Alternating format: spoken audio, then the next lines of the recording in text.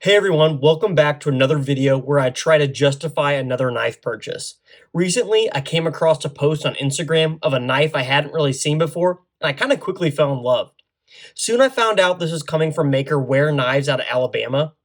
However, my interest was pretty quickly dashed when I saw some of the prices floating around here. Fortunately, one of my favorite channels, Knox Knife Mods, actually ran down this exact same path before me. Come to find out, everyone's favorite budget brand Civivi partnered with Wear Knives last year and released this knife called the Nugs.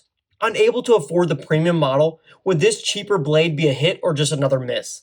Let's find out. Real quick disclaimer before we dive in. You may notice that my Nugs is actually lacking the standard Civivi branded pivot screw. Well, copying Knox Knife Mods again, I actually swapped out the branded pivot for an unbranded one. It was a little tricky, but I can include a link to the pivot in the description if you want to do this yourself. With that out of the way, let's look at the knife as it came from Civivi. My first impressions were honestly pretty positive. Has really nice green micarta scales, has a reverse Tonto satin blade, a 14C28N with very little branding, has really great action with either the flipper or the blade hole, and it has a really rather interesting pocket clip. Overall, I was pretty impressed. And once I removed the large Civivi logo pivot, I began to like this knife even more.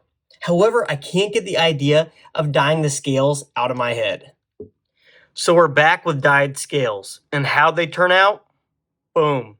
I absolutely hate it. They actually turned out really nice at first, and they were this nice, deep, rich black, but I thought they lacked some texture, so I took some sandpaper and roughed it up, and I absolutely ruined it. I really don't like how these turned out, and I was super bummed. So I did some research to see if I could find some replacement scales, and the only person selling replacement scales for this specific model was on Etsy of all places. I was able to find this maker who 3D prints scales, and I was able to find some 3D printed scales of this knife, and it had several different colors, but nothing was really jumping out at me.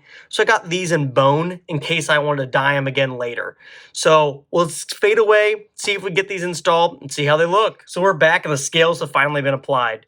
Overall, I don't love it, I don't hate it. I think it looks a whole lot better than the black micarta scales I had on here earlier, but it is what it is. I probably should have just left the green micarta scales alone, but I can't help myself. I'm always trying to improve and innovate.